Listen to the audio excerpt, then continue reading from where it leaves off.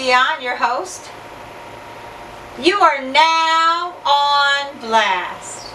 If I'm on blast, then you're on blast too now, baby.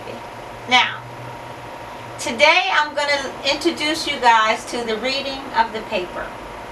Okay? That's a segment where I'm going to find way out stories. You never know what kind of stories.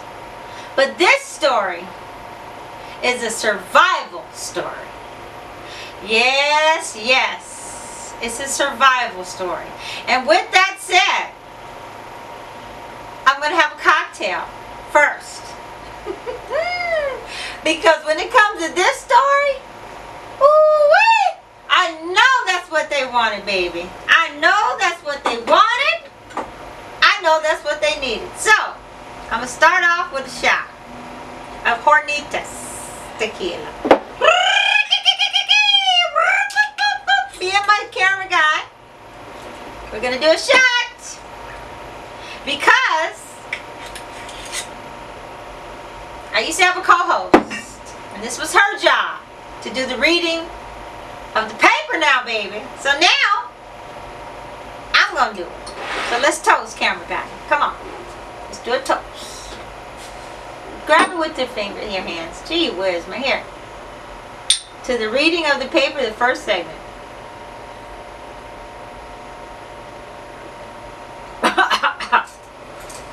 Ooh, it never gets easy for me. Never. Almost never. Never in a million years will having a shot of tequila be easy for me. Woo-wee. And now that I'm older, it's not my thing drinking this hardcore shit, man. So anyway, I'm gonna make a cocktail. Because like I said, this is a survival story for that ass, huh? Yes, it is. So I'm gonna do a little bit of tequila, just a little bit. I'm not drinking it alone, okay? I'm not. Camera guy needs to stay behind the camera at all times. Last I checked, Oprah's camera guy, he wasn't running all around town, baby. He was not. Woo-wee. I'm doing it, ain't I? Yes, yes. But I got that top 50 orange juice. Only 10 grams of sugar. Yes. Yes. Alright, alright. Enough showing out. Enough showing out. Well, this story is about 3 guys. Okay? 3. Now why isn't... Hold on, don't need you. Don't need you. Don't need you. Don't need you.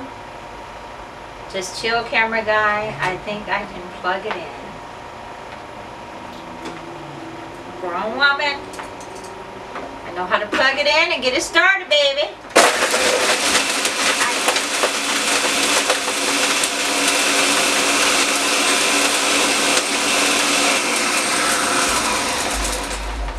I think I did it. Yes, yes, I did it. Okay, but the phone, yes, there it is. So anyway. So when I was looking for these stories, I came across this story right here. Ooh-wee. It made me feel blessed that I am at home wearing this dress, huh? Now, it looks like it's kind of blurry. Is it because I need glasses? Is it? No, I don't think so. I think...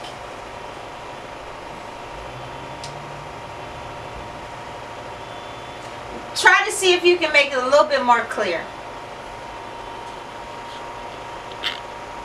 Because it should be clear.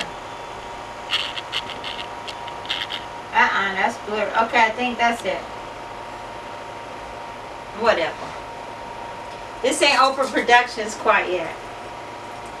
Once Oprah picks me up, everything will be clear, baby. I'm putting it in the universe. She gonna catch me, and she's gonna lather me up and make sure the shit is right.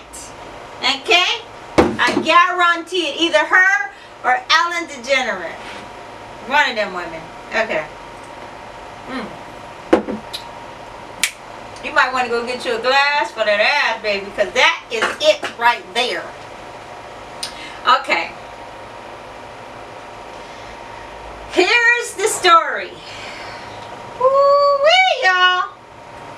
Now, I'm not going to say I miss Akilah what's that movie? Akilah. I'm supposed to remember the little black girl movies. All the movies. I'm supposed to remember. Tequila? Huh? Tequila? No, that ain't a black girl. That's that nasty chick that ain't trending anymore. Keela and the Bee, baby. Keela and the Bee. How I forget that movie? Gee whiz. I'm not Keela and the Bee. Yeah. But I can read. Okay? I just gotta, have on my y'all like my sexy little number? I gotta, hold on, let me fix everything. Gee whiz, man. I'm not trying to give all what I got. Yeah, I've been taking that maca powder. It's filling me in and filling me up. That's right. Look at the camera boy feeling on his chest. If you do a few push-ups, maybe you can get where I'm at, baby. I'm just saying. Alright. I'm surprised you ain't saying shit. Usually you like to talk shit. Alright. Let me get started here. Okay. Now, the name of this story, the title of this story, baby. Oh, I didn't pour you any. I'm feeling myself already. You see this lip? It's 2 lip glasses. This represents my old co-host. She didn't want to do her job. She didn't want to research the stories. I don't need to talk about it. Forget about it. Here you go, brother. I need you to pay attention, though. Once you start slacking off, I'm going to take that drink from you. I'm going to take it. You know how I am. Very controlling. I can be very controlling. Alright. The name of this story is Gasoline and Salt Water. Okay. 3 fishermen that capsized off of Matagorda Bay. Okay. James Phillips had been out to sea before. A 30-year-old from the town of Blessing. He'd often gone fishing off the Texas coast at distance up to 80 miles chasing swordfish and blue marlin on his 20-foot twin-hull catamaran. So on August 21st, 2009, this is an old story though, but it's going to be brand new for you, baby. Woo-wee. When he set out from the Matagorda Bay, okay, for an overnight trip. He didn't think much of it, 2 fishing pals, 28-year-old Curtis Hall and 43-year-old Tressel Hawkins had joined him. And the men planned to return the next day with coolers full of fish. You know when you plan to do some shit and it don't quite work out? Yeah, that's this story right here, brother. Yes. Okay, so the 3 trolled the waters around an oiled rig, then settled in for the night as the sun went down. Around midnight, Hawkins, who had been sleeping in a beanbag chair in the back of the boat, was startled awake. The boat was taking on water fast. We got water in the boat, and my beanbag's floating, Hawkins shouted, waking his friends up as they scrambled in the dark. Imagine that, in the pitch dark in the middle of the ocean. Gee whiz, man. Phillips tried to radio distress signal, but he was cut short when the boat flipped over. Can you imagine? Oh my God, it's dark. The boat flips over. You guys was drinking and shit. Dumping the men into the sea. Phillips expected the portside bilge, B-I-L-G-L-E, I don't know, the bilge pump had failed, allowing seawater to fill one of the holes. Alright? Alright. The men clambered onto the overturned craft, and Hall dived back under the boat to collect bags containing flares. They were only about 5 miles from the rig, but after shooting 6 flares, they got no response. By the time the sun rose, it was clear they was in real trouble. Phillips and Hall began to make repeated dives under the boat, searching for supplies. Coming up with crackers, peanut butter, sunflower seeds, chewing gum, and 2 gallons of water. Ooh-wee, can you imagine? And a couple of cases of beer. Holla! Okay, so they rationed it all immediately. Wait, they rationed it all immediately. 1 beer each for 1 beer each for the morning. A few crackers at lunch. Okay? Another beer in the evening.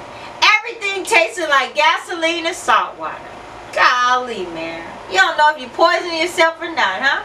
Gee whiz. So Phillips later recalled they cut the canopy off the boat and used it as a sun shield. That evening, the canopy served as their blanket. Okay, that evening. So that says that what? That says that they weren't saved. One day turned into another, and then another U.S. Coast Guard jets passed. Imagine that? Can you imagine that? Damn, Coast Guard just jet past your dumb ass and see you. Woo-wee. At night, schools of jellyfish clustered around the catamaran, stinging the men. Damn. During the day, the sun blazing, the effects of deprivation set in. One afternoon, Phillips saw a man swim up to the boat and offer him biscuits and some coffee. After gratefully accepting, Phillips sat down and enjoyed his repast. Hall and Hopkins asked him, what was you doing? And then I looked down and saw that my hands were empty, recalled Phillips. Another time, Phillips got up and walked across the hall, certain he was headed to the store for a tin of Copenhagen. He walked right off the boat. Aren't y'all glad y'all sitting home on dry land right now? Shit. They continued to dive under the boat to scavenge for anything that might be useful, creating a sort of game to occupy their time. The game got serious, however, when one evening the boat was suddenly surrounded by bait fish. Wow. Pursued by tuna. Woo-wee. Y'all know tuna, they big, huh? Alright. I heard James say, look at that shark, Hall said. I looked, and it was a big one. Quickly, they were surrounded by large black-tipped sharks in a thrashing, feeding frenzy. Can you imagine? I'm going to take a drink for them. I'm going to take a drink. Okay, on the 6th day, I said the 6th day. Can y'all imagine? Out there 6 freaking days. Just take a hell no. On the 6th day, their rations nearly gone. The men began drinking their precious water, aware of how dire their predicament had become. But then one of his dives, Phillips made a discovery. He found the end of the hose that was connected to the fresh water tanks he used for washing off the boat when out to sea. Phillips sucked on the hose and got a gush of water. Yes, fresh water to his face, huh? You could just see all their eyes light up when that water hit our mouths. Phillips said they now had 30 gallons of fresh water, huh? Some of you guys don't drink water. I bet you drink that shit now. Appreciate it. They had 30 gallons of fresh water, which they began drinking from the tube nearly constantly, huh? They didn't know the Coast Guards had been looking for them and would officially give them up for dead the next day. What they did know was the boat would sink as the pontoons filled with water. All right. The three decided to fashion distress flags out of their shirts and boat railings. On the 18th, oh my God, no, I'm sorry. Let me calm down. I got a crack in my screen. On the 8th day, baby, they drew close to an oil rig, but they couldn't get the attention of anyone on it. Finally, a Corpus Christi car dealer named Eddie Yanklin, who was sailing nearby on his 75-foot yacht, it's called Affordable Fantasia, huh, bitch? Yes, spotted the flapping shirts. By the time he pulled the trio aboard, they had drifted 180 miles southeast of the Matagorda. Okay? He fed the hungry men his steak dinner, their first real food in over 1 week. A steak dinner. How many of y'all eating a steak right now? How many of y'all got a steak in the refrigerator and ain't paying no attention to it? Go put that under the broiler and be done in seconds, baby. Okay. The ordeal created a bond between the three men. It also gave them a new beginning. A lot of promises were made out there. Phillips told the reporters after their rescue, "I'm going to hold every one of them." So yes, okay, appreciate the land right now, that you're on dry land. And with that said, please like and subscribe to my channel and hit the bell so you too can be alerted of another fantastic story or recipe. Peace and hair grease. I am Dion Meadows. I am out.